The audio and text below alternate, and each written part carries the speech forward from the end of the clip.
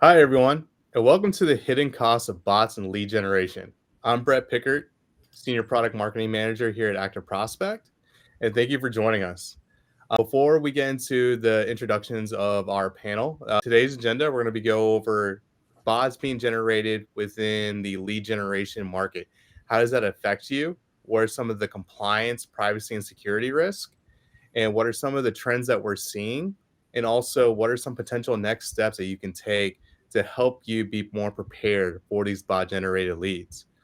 So, first, I'd like to introduce you to the first member of our panel, Christopher Williams. I'd like to give your introduction. Hey everybody, I'm Christopher Williams. I'm the product manager for our Trusted Form product here at ActiveProspect. Coming to you with about 10 years of experience creating marketing software to help people like you. Hello, I'm Benjamin Farah. I'm Director of Privacy, Security, and Compliance at ActiveProspect. And for the past 25 years, I worked for companies in performance marketing and market research, including Dentsu, WPP, Kantar in New York. I've also worked at Ernst & Young and started my career at a hospital, Oshner Clinic Hospital in New Orleans, Louisiana. So worked in the healthcare profession as well.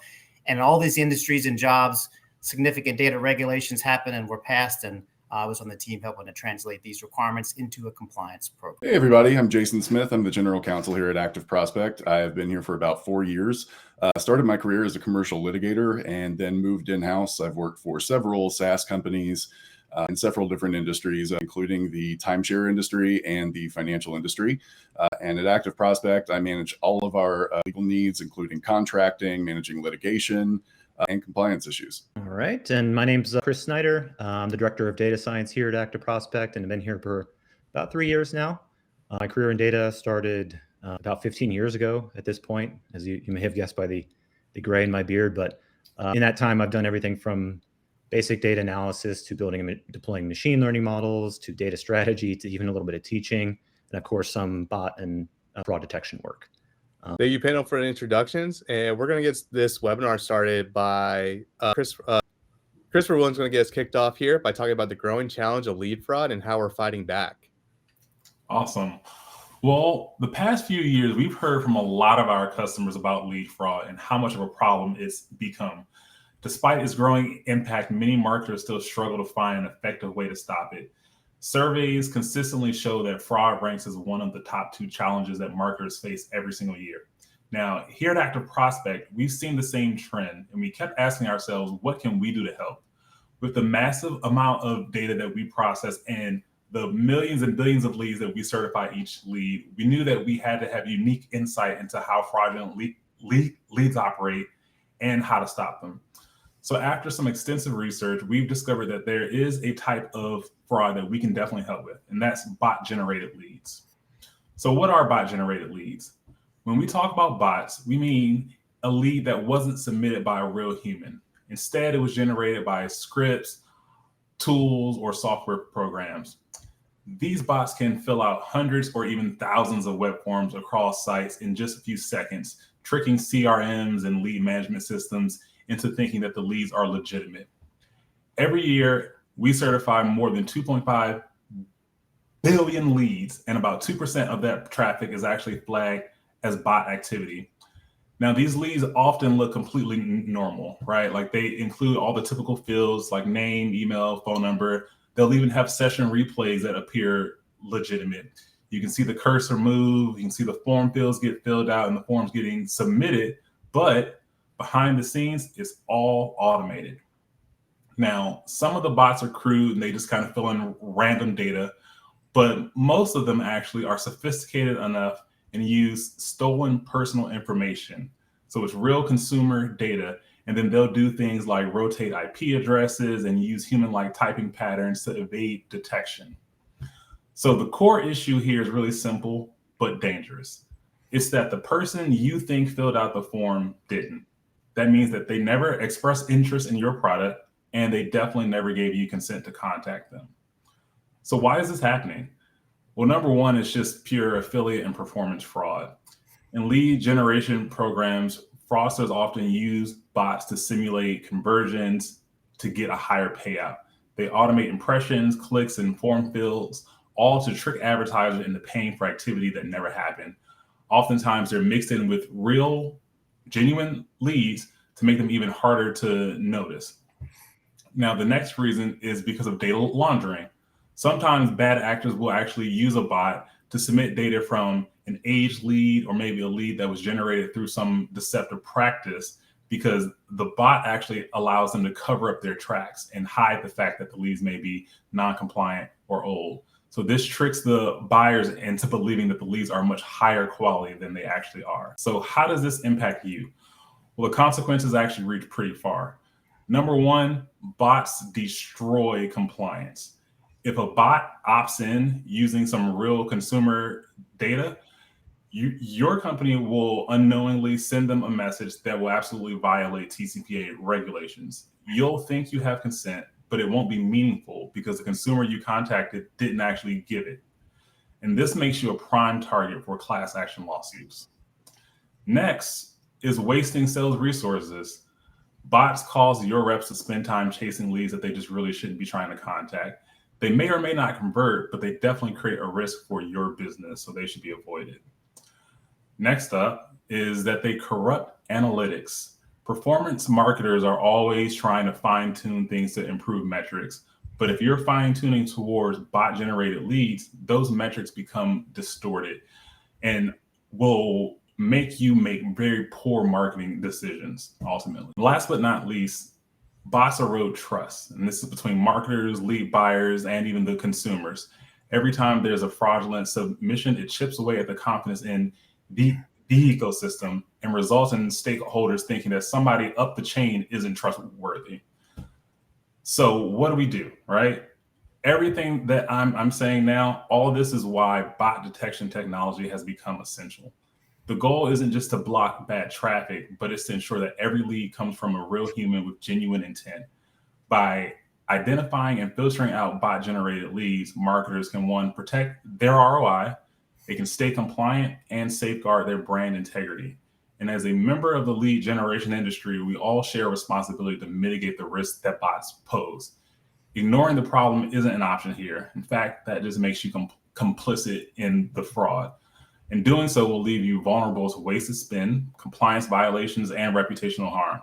At ActiveProspect, we're committed to helping marketers lead with integrity, stay compliant, and practice true consent-based marketing, where every single lead is real, every opt-in is genuine, and every interaction builds trust. Excellent. Yeah, good description, Christopher, and thank you for that great breakdown of the operational challenges of bot traffic and explaining what they are and how they're infiltrating the lead generation ecosystem.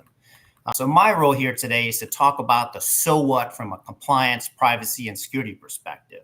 So I want to shift the conversation from bots as marketing inefficiency as a direct and significant threat to your company's legal standing and brand integrity. Christopher made a critical point that I want to underscore. Many of these sophisticated bots use real consumer information. So this isn't just fake names and disconnected phone numbers. This is Benjamin Farrow's real name, his real phone number, real email address, all scraped from other sources and submitted on a web form without his knowledge or participation. And that's the core of the compliance nightmare. The foundation of compliant marketing and sales outreach communication is consent. So regulations like the TCPA or Telephone Consumer Protection Act are built entirely on this principle. For many types of marketing, you are required to have a consumer's prior express written consent before you can legally call or text them. So let me ask a simple question that we're all thinking. Can a piece of software, such as a bot, give consent on behalf of a human? And the answer is a firm no. A signature forged by a machine is not valid on a contract. And in the same way, a consent action performed by a bot is not legally binding consent. It is a fabrication. So when your company acts on fabricated consent, when you make that call or send that text, you are not contacting a lead. You are contacting a potential plaintiff. The bot has effectively taken the innocent consumer's data and weaponized it against your business. So the consumer, Benjamin Farah, has no idea who you are, why you're contacting him. All he knows is that he's receiving marketing and sales communication that he never asked for. And the most important part from a legal standpoint, in a TCPA dispute, the burden of proof is not on the consumer to prove they didn't consent, the burden of proof is on your company to prove that they did collect consent to contact. If your only evidence in this is a data log from a lead vendor that was generated by a bot, you don't just have a weak defense, you have no defense at all. So while the TCPA often gets most attention due to its statutory damages, the risk from bot-generated leads can also go much further. One section is obviously reputational damage and impacts to deliverability. So the fastest way to get your brand labeled as a spammer is to contact thousands of people who never asked to hear from you. This leads to a cascade of negative consequences. Spam complaints filed with carriers and email providers, your phone numbers being flagged and blocked, your emails going directly to junk mail, and it's damage to your brand's reputation. So this isn't just a legal problem, it's really a business continuity problem. Another impact, regulatory scrutiny. The Federal Communications Commission, the Federal Trade Commission, and state attorney generals are more aggressive than ever in their enforcement actions against unwanted communications. So operating on bot-driven data, even unknowingly, puts your company squarely in the crosshairs of regulators. Pleading ignorance that you didn't know the leads were fraudulent is not a sufficient defense. Regulators expect you to have systems and due diligence in place to prevent this. And another area, privacy violations. So think about laws like California's Consumer Privacy Act, or CCPA, and other state privacy laws that have been passed in the past few years. These regulations govern the processing of personal information. So if a bot submits a consumer's data into your system, you are now processing that individual's data without a valid legal basis. This could be seen as a violation of their right to privacy and opening you up to more legal vectors and exposure. So what's the answer? As a compliance officer, my job isn't just to identify risk, it's to mitigate. In this case, mitigation comes down to one key concept: building a defensible position. So this means moving beyond just accepting leads and moving towards verifying the validity of every single lead.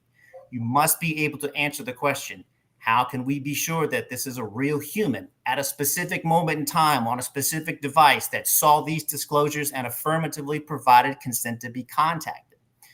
That's why independently verifiable third-party documentation of consent is no longer nice to have. It is a foundational element of a modern compliance program. Technologies that provide evidence and proof of consent to contact, like Trusted Form, capture the lead event transaction and can provide a replay of the session. But more importantly, this includes associated metadata that can help detect and flag suspicious activity, like the kind Christopher described. This is an indicator of non-human submissions. So filtering out bots at the source isn't just about saving your marketing budget or sales team's time. It's about building a clean, defensible data ecosystem that protects you from litigation, regulatory action, and brand erosion. So to wrap things up, my hidden cost of bots, it's not just the price that you're paying for a bad lead, it's a potential for a seven-figure TCPA lawsuit, a regulator inquiry into your company's business practices. It's the reputational damage that can take years to repair, and it's the erosion of trust across the entire industry. In today's regulatory environment, practicing consent-based marketing isn't just a best practice, it is a survival strategy. And the absolute first step in that strategy is ensuring that there is a real, authentic human being on the other end of that consent form. Thank you, Ben. And before we move on, I just wanted you to touch base on like AI agents or agentic AI and like what risks do they play within the lead generation space? Sure. Yeah, Brett. Active area, lots of conversations and lots of content generated around this. So far, we've been talking about malicious bots, right? The kinds that are designed for fraud. But I do want to spend a few minutes talking about a far more complex challenge, is this rapidly approaching agentic AI, right? So unlike a fraudulent bot, an AI agent isn't malicious. In fact, it's a tool designed to be helpful. So think of like the next generation Siri or Google Assistant. It's our specialized AI that a consumer tasks with a specific goal. So a consumer might say, find me the 3 best quotes for home insurance in New Orleans, Louisiana. The AI agent goes out, scours the web, fills out forms on the consumer's behalf to gather that information, might even book some appointments.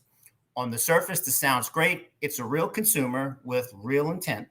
The data submitted, The name, the phone number, email, it's accurate. This seems like a golden lead, right? Far better than the fraudulent leads that Christopher was talking about. But from a compliance standpoint, it introduces profound and dangerous ambiguity. And it comes down to the same question that we talked about with fraudulent bots. Can an AI agent give legally binding consent on behalf of a human? Under TCPA, the answer today is a firm no. The law is very specific about what constitutes, quote, prior express written consent. It requires a written agreement bearing the signature of a person who will receive the calls or text. And the Federal e-Sign Act clarifies that an electronic signature is a sound, symbol, or process electronically executed by a person with the intent to sign the record.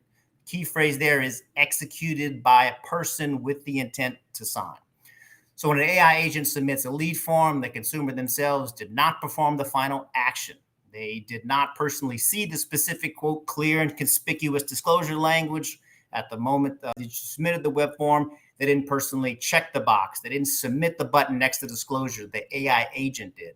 So what this does is it breaks the chain of consent. So imagine you call or text this lead. The consumer might vaguely remember asking their AI agent to do research a week ago, but they have no memory of visiting your website or agreeing to your specific terms. And so to them, the call feels unsolicited. What can they do? They can file a complaint. They can join a lawsuit. Now you're in a legal dispute. And remember, the burden of proof is on you, the business, to prove that you obtained proper consent. So what is your evidence? A data log showing the form was filled out. But the digital forensics of that submission, the IP address, the user agent string, the typing speed, it's all going to point to a non-human automated actor.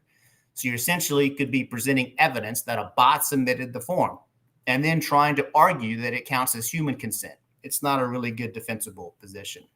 So you would likely lose because the action of providing consent was not performed by the person that you contacted. So while agentic AI is driven by real consumers' intent, acting on data using automated dialing or texting technologies, but it carries the same TCPA risk as acting on data from a fraudulent bot. So without the ability to prove a human directly and personally interacted with your consent form, you're operating in a compliance gray zone, and that can be a very expensive place to be. Thank you for that, Ben. And going to Jason, what are some challenges related to bots faced by companies in TCPA litigation? Well, first of all, I have to say, Ben sounds like a lawyer, doesn't he? I mean, that was fantastic, Ben. You stole some of my thunder, but I actually appreciate it. So for all the lawyers in the room and for everyone else, I apologize, but just giving a brief disclaimer that none of this is intended to be legal advice. It's for educational and informational purposes only. You should always consult with your own attorney before making any decisions related to your TCPA compliance and, of course, any litigation matters. So with that being said, we are actually seeing a huge increase in TCPA litigation where lead fraud's claimed. The consumer saying they're not the ones who filled out the form. And I'm not going to bore you by going through and repeating everything that Ben has already said. It's 100% accurate. But I would just like to frame it a little bit differently.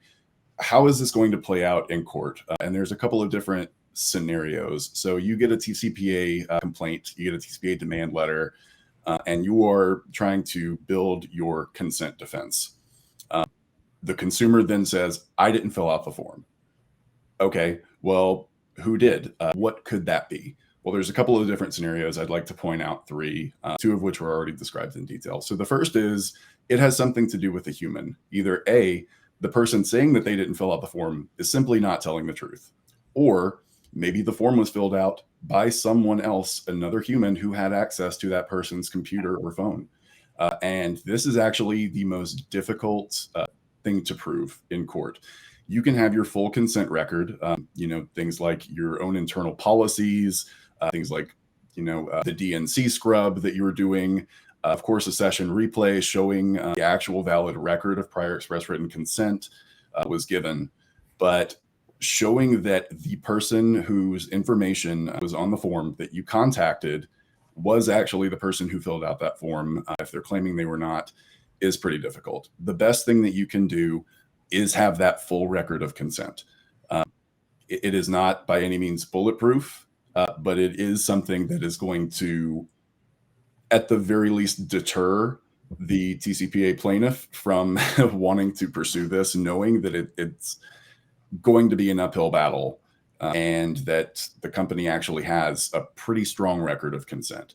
So again, like Ben said, the burden of proof is on the company contacting the consumer. So having that complete record of consent is extremely, extremely important. And often this type of case will either settle at the very beginning. They're not often class actions here, or it'll play out and go to a jury to decide who's telling the truth. Think of this like someone signing your name to a contract to purchase a car. And I know that's a bit of a far-fetched scenario, but you would have to get handwriting experts and prove, did that person actually sign, or was it someone who shouldn't have signed on their behalf? And the second form of litigation is exactly what we've been talking about. The form was actually filled out by a bot without the consumer's knowledge. And I'll reiterate again what Ben said and what Christopher said. It doesn't mean that the information that was filled out is incorrect. It can absolutely be a valid piece of information from that consumer's correct name, email address that was scrubbed from other places. The part that's wrong is the actual consumer didn't give the consent. It was done by the bot. And again, the best way here to prove it is, there are many factors that can show on the technical side that it was a bot that filled out the form. And then you just don't contact that consumer. If there is any indication at all that the form was filled out by someone other than the person that you think you should be contacting, it's probably best not to contact them, because A, they're not going to want whatever you're trying to market to them anyway. And B, you're going to face that TCPA risk. So it's really important to know if that bot was actually the one filling out a form. And of course, that can be difficult. But making sure that once you have that knowledge, that you're not actually taking that next step to contact the consumer is extremely important. Just having the knowledge isn't enough. In fact, that could be detrimental to your case if it plays out in court, that you have the knowledge that it was potentially a bot who filled out the form and you chose to contact them anyway. And the third and last piece is what Ben was talking about, an AI agent acting on your behalf. And this is actually a really tricky and evolving area of the law as we delve into this new era of AI being everywhere. So this has to do with what's called agency law and who can act on your behalf. Who can you make an agent to act on your behalf? And right now, as Ben said, under the TCPA, it does have to be a human. A valid prior express written consent can only be given by a human. We don't know if that's going to be forever, because I think what Ben was speaking to about the intent behind the agency or the intent behind the consent is going to eventually be important. Because if a company can prove, hey, this consumer gave valid permission, very specific, to an AI agent to act on their behalf to give that prior written consent, it seems illogical that a court would completely side against the consumer in that respect. So we don't know exactly what's going to happen there yet. Again, the only and best defense that you can have right now is having that consent record, things like your session replay, et cetera. So I think that's a brief overview of what we're seeing right now that's active litigation related to bots and related to lead fraud. It's going to be interesting to see how it plays out, and we don't have all the answers right now. This is where I asked a high-level question, or are we going to Chris? You can go to Chris. Did Chris just start talking? Oh, okay. I can start talking. All right. Well, thank you, Jason, Christopher, Ben as well. I think they've all done a really great job of framing the problem and then talking through a lot of the salient issues here. I'd like to add more detail and go through that. But before diving in, I thought it would take worthwhile to take a quick step back and address why we're here now talking about bot detection in the first place. So, at ActiveProspect, our company's mission really is simple: to make consent-based marketing the best channel for customer acquisition. And there's a lot goes into that, to making that a reality and making our customers successful. But I want to highlight two core elements. One is around consent, identifying and documenting a consumer's consent to be contacted, which we've talked about a lot here. The other is sort of making it the best channel. And I think our customers need to run their businesses efficiently and profitably, and making consent-based marketing a highly performant way of doing that, obtaining customers is essential. So bringing that back to bot-generated leads. They obviously subvert both of those pillars upon which we're trying to support this ecosystem. And as we've talked about bots can't give consent on behalf of consumers to be contacted yet. Now, this is a critical reason why detecting and filtering out bot-generated leads is essential to managing that risk. And Ben, Jason, Christopher, all have done a great job of talking us through that, so I won't belabor that point. I want to speak more about the performance aspect of this because I think it's actually a really interesting story. Because when I joined ActiveProspect about 3 years ago, one of the things I was responsible for was helping out our customers optimize their lead buying programs, help them become successful using data, whatever success meant to the customer. And as I was helping out customers, analyze and optimizing their lead flows, I noticed there was always these pockets of lower performing leads that, upon very close examination over a long period of time, appeared to have been generated not by humans, but by bots. So worked with customers on those specific situations and tried to do what we can to mitigate that. But my background is data science. I'm curious about these kinds of things. So I wondered if it's impacting these customers, how widespread might it be across our customer base and across the industry, right? So that began the journey I've been on ever since, and kind of one of the reasons why we're here talking today and trying to raise awareness about this issue and hopefully help out anybody who's listening to this. But one thing I did say before was that these were sort of lower performing leads. And if that kind of perked up your ears, and you're wondering why there would be any performance at all, like if it's a bot generated lead, how could they possibly convert?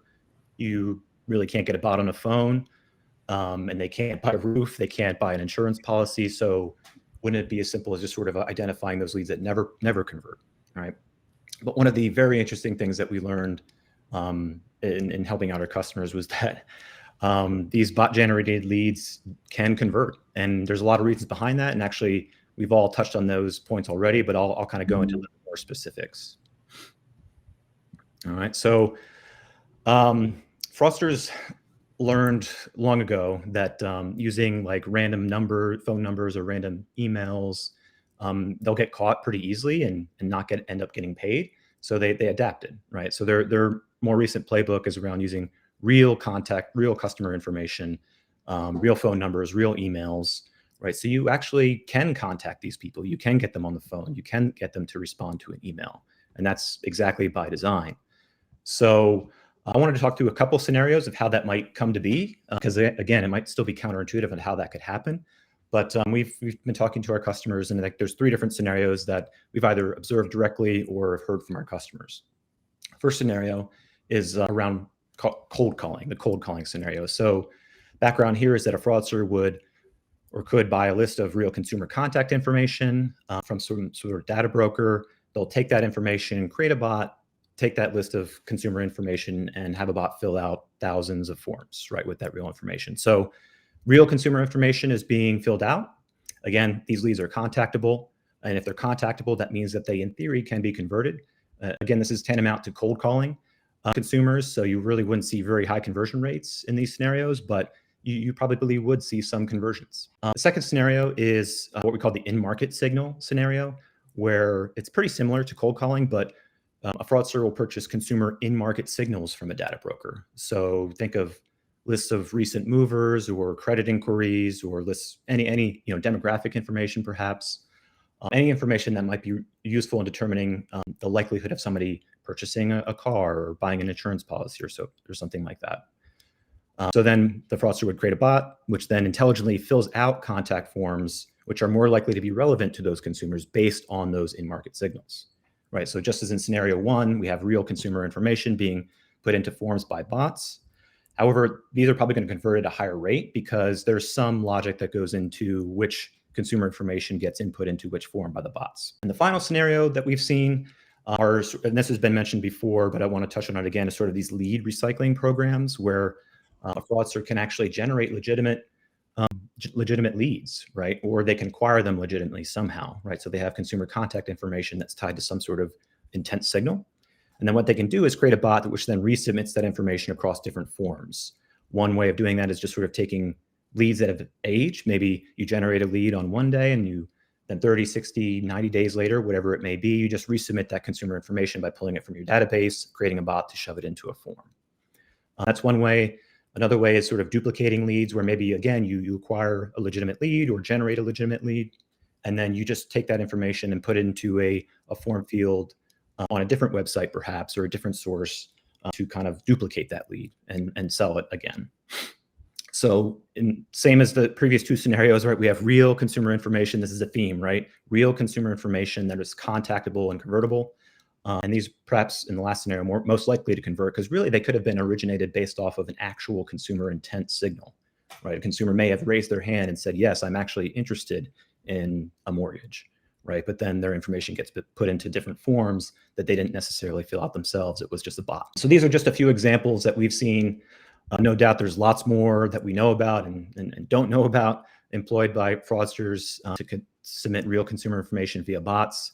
And of course, this really kind of complicates the picture a bit in terms of evaluating whether or not you are purchasing bot leads. But that's the where we are today. And so the key takeaway, if you listen to nothing else I've said previously, the key takeaway I want to make sure everyone understands is that conversions alone isn't a proof that the lead was generated by a human. Bots are actually capable of generating leads that do, in fact, convert. This is just an unfortunate truth of where we are today in 2025. So we're trying to acknowledge that, raise awareness around that, and we can help you deal with that. Thank you for that, Chris. And I'm just thinking about myself as a lead buyer in this space. Say if I'm working with a vendor, and this question's open for the panel, but say if I'm working with a vendor and I suspect that some of the leads that they're generating or providing me have been either duplicated by bots or submitted by bots. Like how should someone like that in that situation approach their vendor? Awesome. Well, I can take first shot at it. But I think the important thing here to first keep in mind is that the person who you're getting those leads from may not actually be the one who made the bot. They may not be participating actively in any kind of fraudulent activity. So keep that in mind, first of all. But what I would suggest is to present what you found to them, right? So if you're getting bot leads from a particular vendor, show them what you see. Show them how you found out that, hey, some of these leads were created by a bot. Make sure that they're aware of the problem, and then you're going to want to work with them to hopefully fix the problem. Now, of course, there are the two camps. There are the vendors who may not be aware of this at all. Then there may be the vendors who are actually the ones perpetrating, right? So you're going to have to kind of strategize how you separate those, two camps out from each other. And that'll be dependent upon, what it is that you actually found in your discovery and research, of course. But regardless, you're going to want to share your findings and see what the next steps are. Maybe that's something else that they can add in their lead flows to help kind of remove some of those bots. Maybe there's some filtering that they can do. Maybe you agree that there's filtering you're going to do. That all depends on your relationship. Maybe you ultimately decide that you just need to find new lead sources. But of course, this is all part of the strategic movements that are going to be involved with that process. I'll jump in and say, get the right contracts in place with your lead vendors. Make sure that you have recourse if it comes to it. I agree with Christopher. The best thing to do is to work with them. Maybe they don't know what they're doing, and you can work together to fix that. But if it gets to the point where you can't, or that you are dealing with a fraudster as a lead vendor, which unfortunately they're out there, that you want to have some recourse against them, an indemnification agreement, a guarantee or representation and a warranty from them that they're checking these things before they're selling you the leads. It's always really important to make sure you have the proper paperwork. Yeah, and thank you for the insight. And another question popped up when Chris was speaking about bot leads or bot generated leads could eventually convert, and that individual could file a complaint against me. Now, in regards to that situation, or any situation for that matter with a bot generated lead, how should legal and op teams collaborate when a complaint comes in? It's super important for them to collaborate. Generally, what would happen would be that you would get a demand letter under the TCPA before you would actually be sued, before you would be served with a complaint. And in that scenario, what the ops team would want to do is reach out to legal first, of course, to let them know. If you don't have in-house counsel, then reach out to whatever outside law firm that you're used to working with on these matters, and start building your consent record. Make sure that you have everything buttoned up like we were talking about earlier. If you have your trusted form certificate, if you have copies of internal policies that say for every lead, we scrub them against the change phone number list, against the do not call list, against our own internal do not call list, things like that to show that you have those policies in place. And even if you may have faltered on this one thing, that it's your general policy to follow these compliance checklists. And of course, finding out where the lead came from that's in question. And like we just said, going back to look at the contract with that lead vendor, if it's a lead that you purchased, is incredibly important. And building that whole record of consent that you can present to the claimant, to the TCPA plaintiff that's claiming that you improperly contacted them without consent. And oftentimes, if you have that full record, the case is just going to go away. It's not ever going to get to the point where you're going to have to get in front of a judge or a jury, because most plaintiffs' attorneys don't want to mess with that. They know, hey, this company has their stuff together. We're not going to waste our time pursuing it. The companies that really get hammered are the ones who don't have anything in place. Another important thing is to check your consent records, check your trusted form certificates often. Make sure that you do actually have valid prior express written consent, because I want to hammer the point home. The trusted form is just a compliance tool. It shows what happened when the consumer was on the page. Now, if what happened when the consumer was on the page is non-compliant with the TCPA, a trusted form certificate is not going to do you any good at all. All it's going to show is that, you actually didn't have proper language up there. So making sure that the certificates are showing what you want them to show is incredibly important. And doing an audit of your, compliance program and your consent record is extremely important. And those are the ones who generally get these things knocked out at very early stages. Awesome. Well, I just want to thank our panelists today and everyone who joined. A few takeaways from this webinar: bot-generated leads can look legitimate because they often use real consumer data and realistic interaction patterns. Valid, provable consent remains the foundation of compliant outreach. The burden of proof is on the sender. Bot activity distorts analytics, waste budgets. Some bot-generated leads can convert, but conversion alone is not a proof of human submission. Detection and documentation at the point of capture are key to both risk reduction and performance gains. If you want to learn more about what we're building to defend against bot-generated leads, sign up for our newsletter for news and updates. I'd like to thank you all again and have a great day.